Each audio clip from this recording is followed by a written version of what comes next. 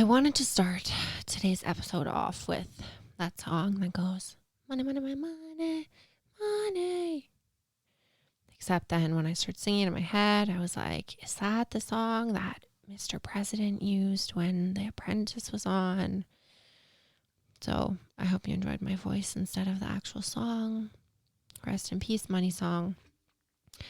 But today's episode, we are talking about money. Money is a very sticky subject for a lot of people in step families. And I also used to live in this place where I thought that my husband's support payments were going to be the death of me. I'm not being dramatic either. Like I actually thought that. Maybe I was dramatic then, but I actually thought that. But what this episode is also intended to do is show you that there can be a light at the end of the tunnel if you choose to see it. There are other ways to look at support payments and financial circumstances in step families than just of lack and loss. So today's episode, I'm just going to be chatting quickly about how I was able to kind of go from that place of really thinking that support payments were going to be the death of me to being able to manifest a 6-figure sum of money and literally have it drop on my lap and not have it come through Step Queen. So stay tuned. I really enjoyed doing this episode. And I hope that it gives you a lot to think about and a lot of hope for your own abundance moving forward. Where would you take your life if you knew you could not fail? I get it. As a stepmom, mom, and entrepreneur, sometimes it can feel like what everyone else expects of you versus what you dream about for yourself are on opposite ends of the spectrum. As a woman, you're taught from a very young age what society thinks you're worth based on how you look, how you behave, and how much money you're allowed to bring in. But I'm here to show you that you can be the woman who has it all, and not just on the outside. I'm Brittany Lynch, and you are the queen of your castle. Hello. Welcome to another episode of the Queen of Your Castle podcast. I am your host, Brittany Lynch. If you just saw my Instagram story, you will see that I am shooting this podcast from a very strange location. I know that, many of you follow me on Instagram and maybe you have seen my stories this past week or tonight as I'm shooting this, recording this. And if you saw, maybe about a week ago, I talked about this really amazing and life-changing manifestation that just came true for me, for my family. And long story short, I always work with a mentor because I believe that in order to be a great mentor, you must have a great mentor. And I would never ask my clients to do something that I don't already do myself. So everything I teach, I also practice myself because I know that it works. And I know that it creates transformation and gets results. So for as long as I will mentor others, I will always have a mentor. I will always practice what I preach. Anyway, just recently, I began working with my mentor specifically on manifesting the flow of a very specific sum of money. And throughout this episode, I'm going to be telling you exactly how I was able to attract a 6-figure sum. Yes, 6 figures, 6-figure sum of money into my life in less than 90 days from the day that I started this specific practice. And, if there's ever been a time in your life that you have been like, if I just had this chunk of money fall into my lap, my life would be changed, right? And that is what just happened. My family, Seamus and I, have been talking about, maybe relocating or buying another property somewhere hot because Canada and these winters make me miserable. And so there are some things that we need to do before we can do that, right? Like 1, we need to wait until my stepson turns 18. But 2, we need to figure out logistically, how are we going to make that happen financially? Not in a way that we think it's impossible, but how are we going to make that happen? And so when I was doing this manifestation challenge with my mentor, I said, this specific number, this specific 6-figure sum of money would be life-changing. This would give us what we need, or a very, very good start of what we need to be able to relocate somewhere hot, and get those things in place that will make us feel really comfortable that we're making the right choice and doing things properly, et cetera, et cetera. But, before we get into the nitty gritty, I wanted to chat about this huge realization that I had throughout this abundance practice that I've been doing with my mentor. But even though it's just coming to the surface right now because I'm in it right now with my mentor, it's sort of been percolating in my mind for some time.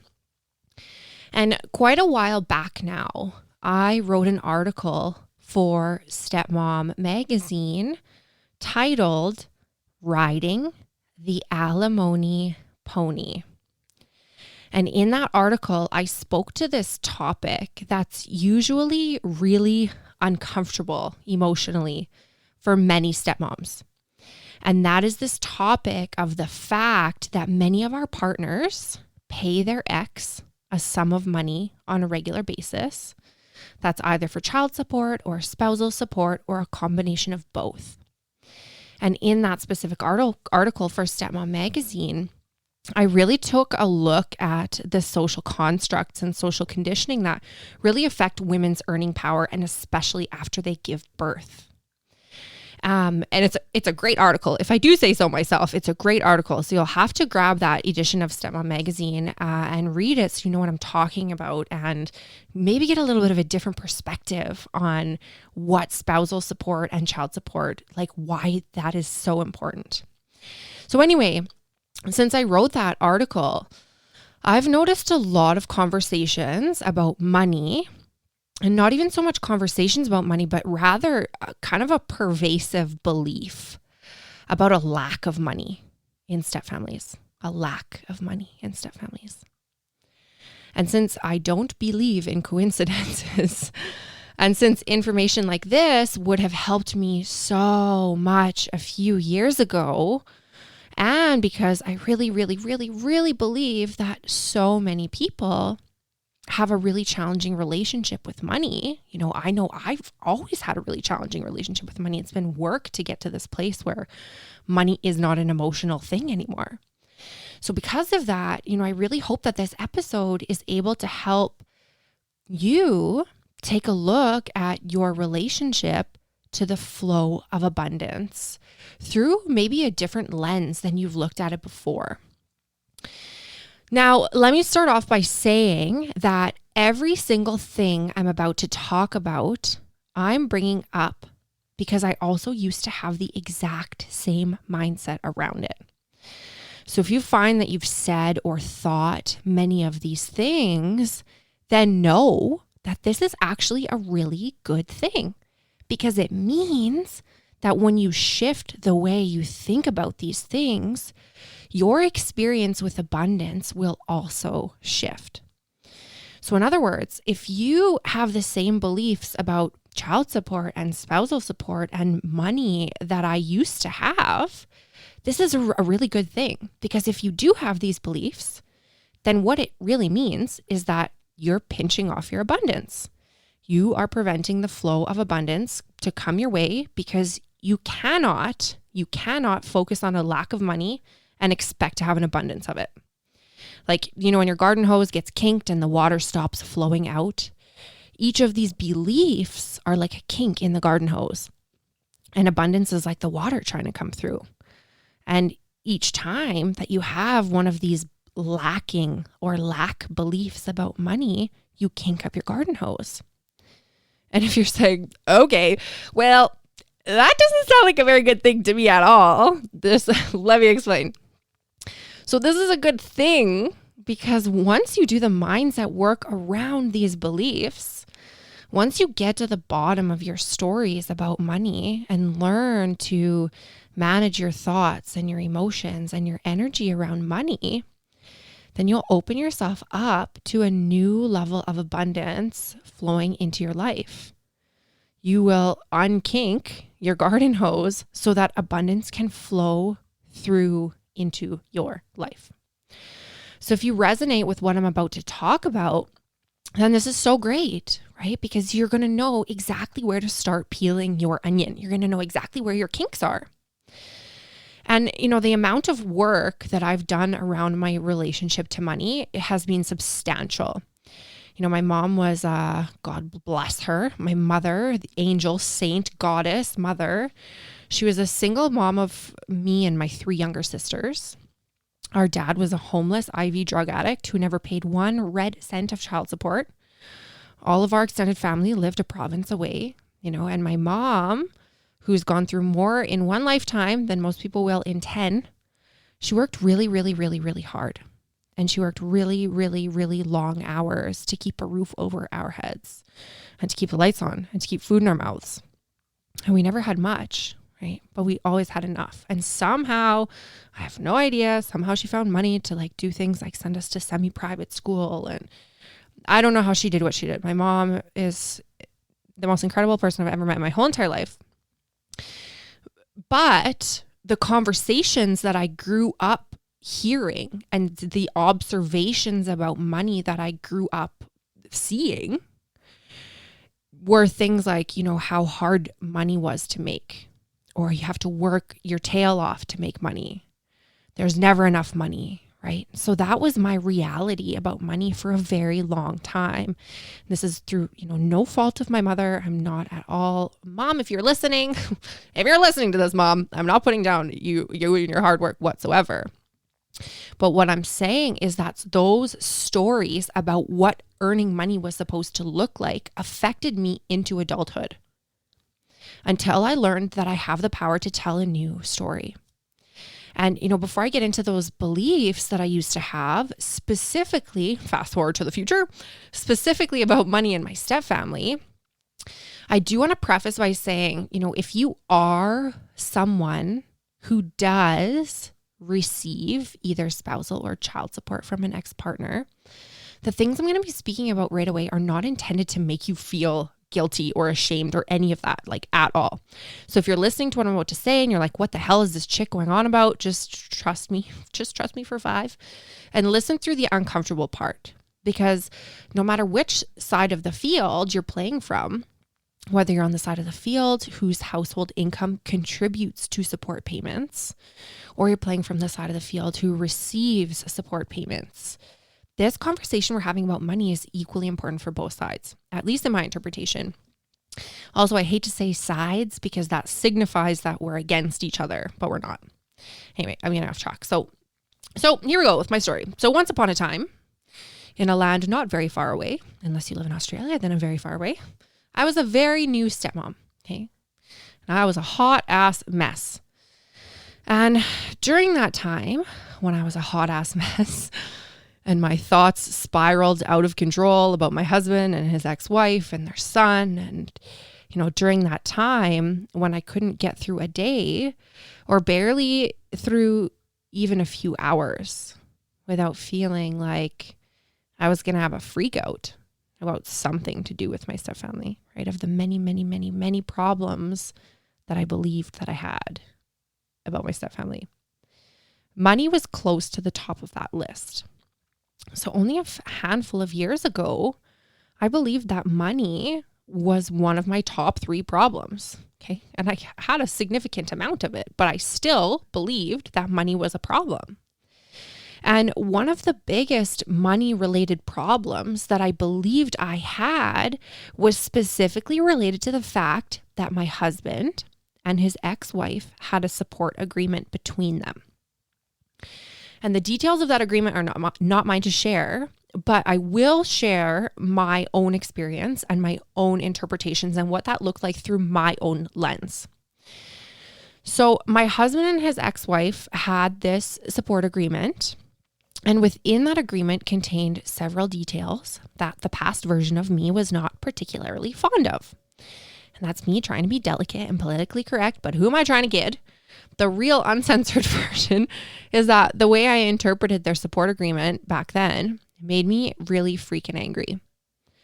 And the way I interpreted their support agreement made me think some really nasty thoughts and say some really, really nasty things to my husband, to my friends, to my family, right? The way I interpreted their support agreement made me feel like my husband's ex-wife was taking something from me. It made me feel like my stepson was taking something from me. And it made me feel like my husband was choosing to give to them so that he could take from me. Okay. That he didn't give a shit about me and our future. That's how I felt back then. So ultimately, the way I interpreted their support agreement made me feel like I was a victim to this circumstance. It made me feel like everyone else was winning. And there I was, the loser in the corner that everyone had forgotten about. And I mean, obviously that's not true, but at the time, like I sure thought that it was. And I mean, the good news, depending on how you look at it, is that human beings don't change unless they are up against great adversity. And that's a quote from Eckhart Tolle. That is not mine. But I was just listening to an incredible interview between Russell Brand, who's one of my faves, and Eckhart Tolle, who is one of my faves. So the two of them together, let me tell you something else. But that was something that Eckhart Tolle really emphasized. You know, he said that as a human being, you absolutely will not change until remaining where you are becomes too painful to stay there. So thankfully, it became way too painful for me to stay where I was. It became way too painful for me to keep living in this space where I felt like life was happening to me. Before I go on and tell you how I got to where I am today, it's important that we take a look at where I came from. Because back then, money was a struggle. My whole life, I felt like money was a struggle. And back then, in my early stepmom days, I was obsessed with money. I was obsessed with it. And back then, I can all but guarantee that this manifestation probably never would have happened. And it definitely would have never happened the way that it did, okay, with the amount of ease that it happened. Now, I'm going to tell you about some of the beliefs that I had back then about money and support payments and what I made that mean about me and what I made that mean about my husband and his ex-wife and their son. And for every belief that I list off, for each one that I say that you currently agree with, I'd like you to count that as a point, okay? You can count on your fingers or in your head or on a piece of paper if you're not driving, but just keep note, okay? So here we go with some of my old money beliefs. And you can go ahead and keep track of which of these are a yes for you. So my first old money belief was the fact that my husband has a support agreement with his ex means that he cares more about her and their old life more than he cares about me and our new life. That was one big belief that I had. Another one I had was the reason that we don't go on trips or vacations is because of the money that my husband pays his ex-wife. Another belief that I had, my husband's ex-wife should get a better paying job. Another one I believed was that my husband paid way too much money for support. Another one I believed was that my husband's ex should not be allowed to spend her support money on things for herself, like new clothes or vacations or getting her hair done. Okay. The last one we're going to talk about is like the belief that I had that my husband should spend less money on my stepson because he pays enough in support that he doesn't need to be buying anything else on our time. So now that I've listed those off, and I mean, those are just a handful of the beliefs that I used to have about money, specifically related to my stepfamily. And maybe you had a few more pop into your mind as I was going through those. But as I was saying them, I want you to notice, did you have any sensations show up in your body?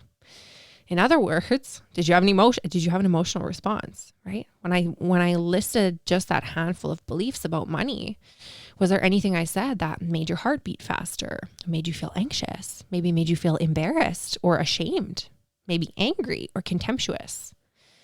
Maybe even before those specific beliefs, before we even got into those specific beliefs, does just the pure conversation about money make your skin crawl or make you want to run away?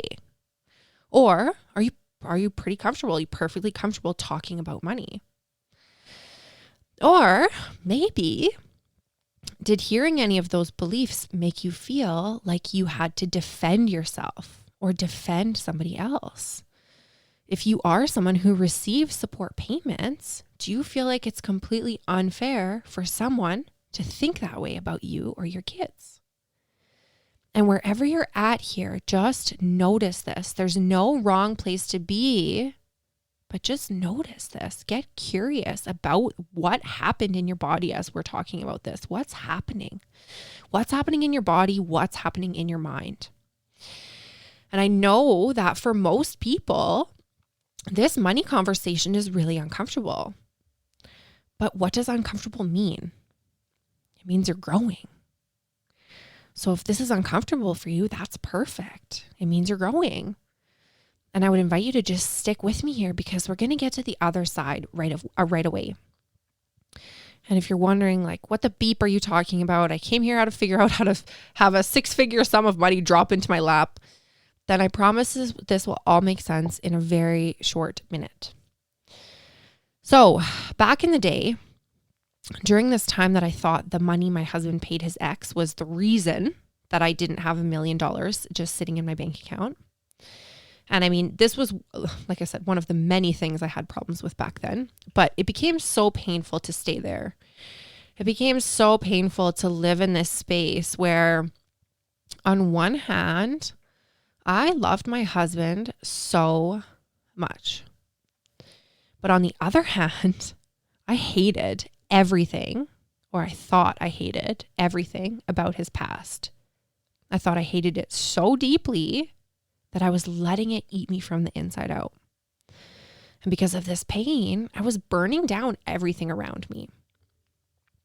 But then, as luck would have it, again, I don't believe in coincidences, but something happened that really contributed to getting the ball rolling to this drastic transformation that I ended up going through. And during that time, I was presented with an opportunity to work with my first mentor.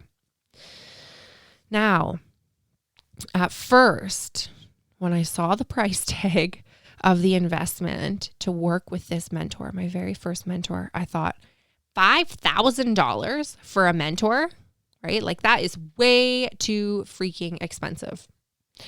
And I went through that battle in my mind of like, well, if it wasn't for my husband's ex-wife, then I could probably afford that. And if it wasn't for my husband's ex-wife, I probably wouldn't even need a coach. And if my stepson wasn't in hockey, then we'd have the money that I could get this coach, blah, blah, blah, blah, blah, blah, blah. Right? But what was I looking at as an alternative, right? Like a $15,000 divorce, a mental breakdown, continuing to damage my health, obliterate my relationships.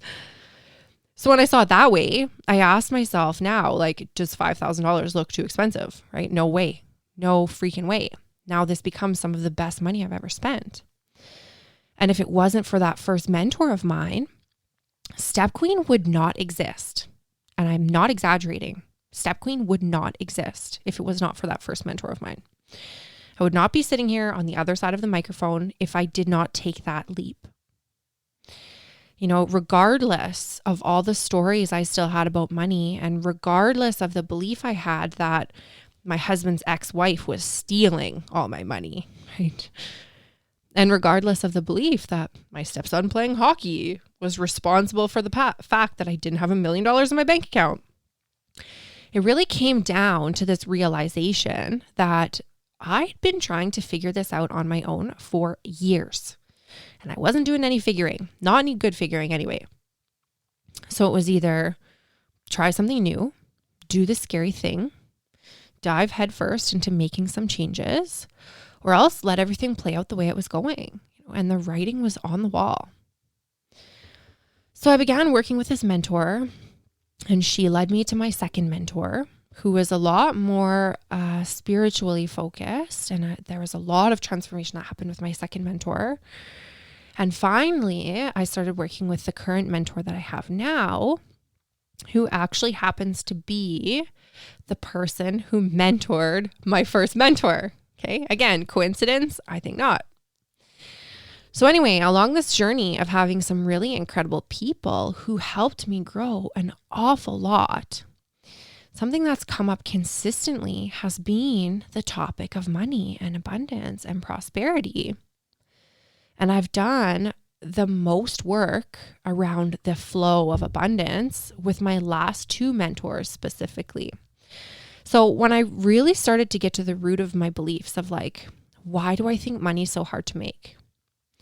I started to realize like, if it was true that money was that hard to make, wouldn't everyone believe that money was hard to make? Like if that was really true, if that was really a fact that money is hard to make, then how can there be millionaires? How can there be billionaires? Their truth would not be that money was hard to make. And for something to be a truth, it has to be true for everyone. That is literally the definition of a truth, is that it's true for everyone. Or what about, if it was true that you have to work really, really hard, work yourself to the bone to make money? If that was true, if that was really true, then how do people who have never lifted one finger inherit huge fortunes?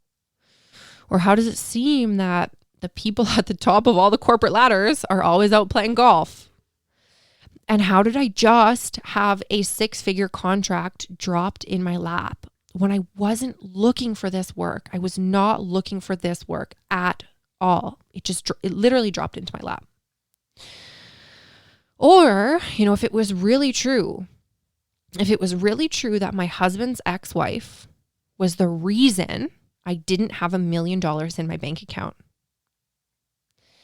then why did I not have $1 million in my bank account before I met my husband? If she was really the reason, if that was really true, if she was really the culprit, then before she was in my life, I should have been a millionaire already. Yes?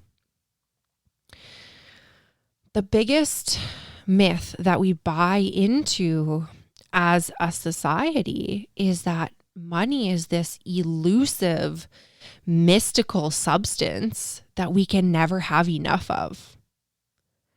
That the only way to have it is to hold on to it with a death grip. That the reason some people feel like they don't have enough is because somebody else has too much. This lie, we believe that in order to have enough, we have to take it away from somebody else. But that is not true. One of my favorite quotes by Abraham Hicks is that you can't get sick enough to help the sick become well. You can't get poor enough to help the poor become prosperous. And you can't feel bad enough to help the bad feel good. So in other words, if it's truly abundance and prosperity and peace and happiness and health and ease and flow that you do want in your life, in your stepfamily, in your career. And these things are wanted by most every person on this planet.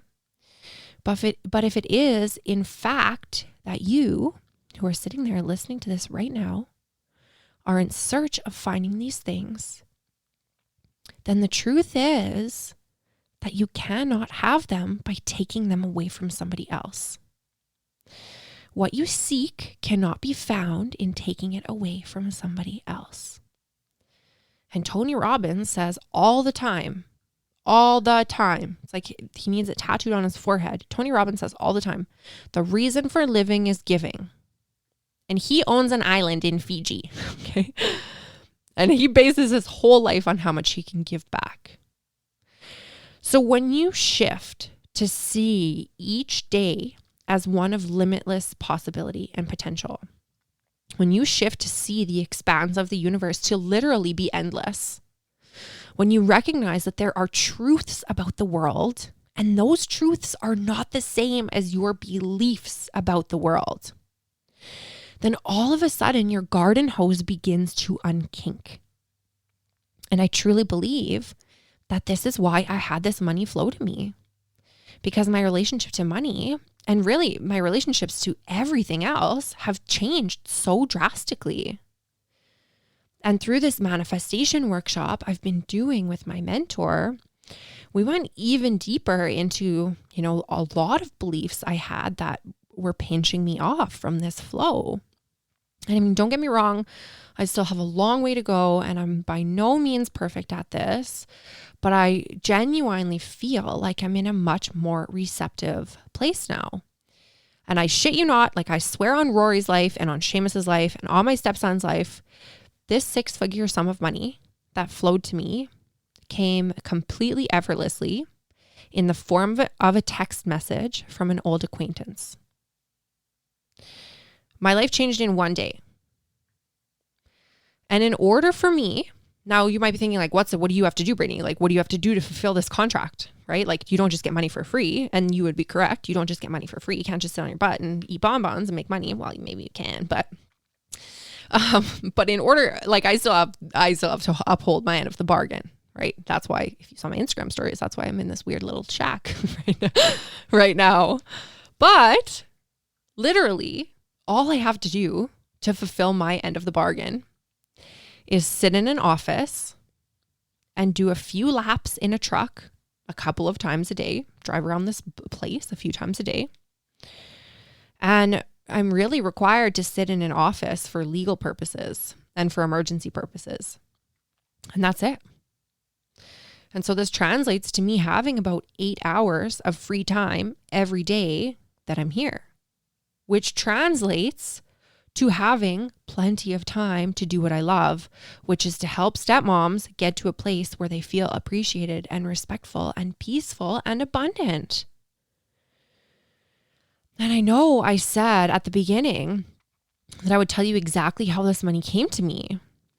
And the truth is that I've taken some good, hard looks at my relationship with money, my relationship with time, my relationship with how I derive my sense of value and my sense of worth.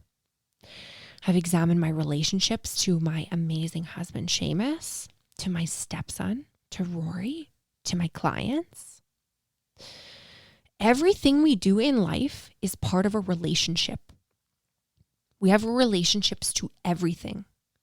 We have relationships to food, to money, to people, to your vehicle, to our career, to ourselves. So I'm going to wrap things up here by leaving you with a few things to chew on. What is your relationship like with money? What is your relationship like with time, with food, with alcohol, with Netflix?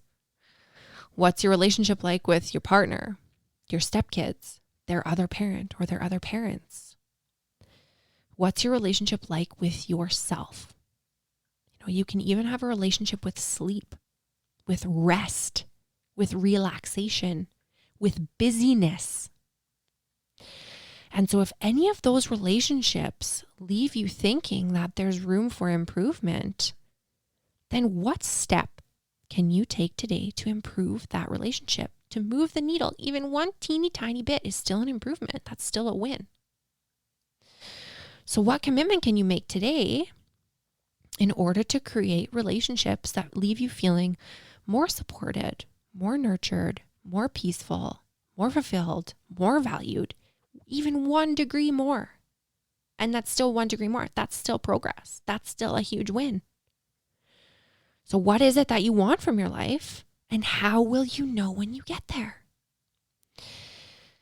These are not easy questions for most, but I can promise you one thing, and that is that freedom will most likely be found in your answers.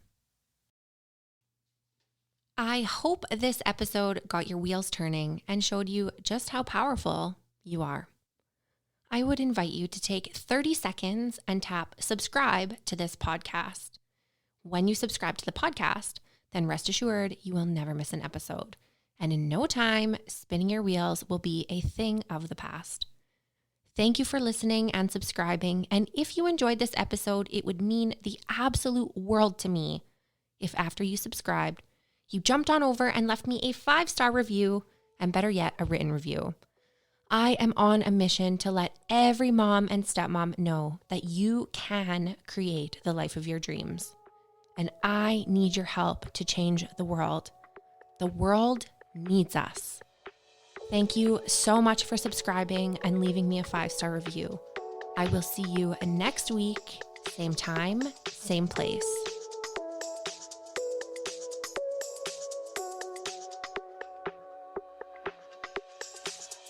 For more behind the scenes action and to get really up close and personal with me and our beautiful step family, jump on over to Instagram and follow me at The Step Queen.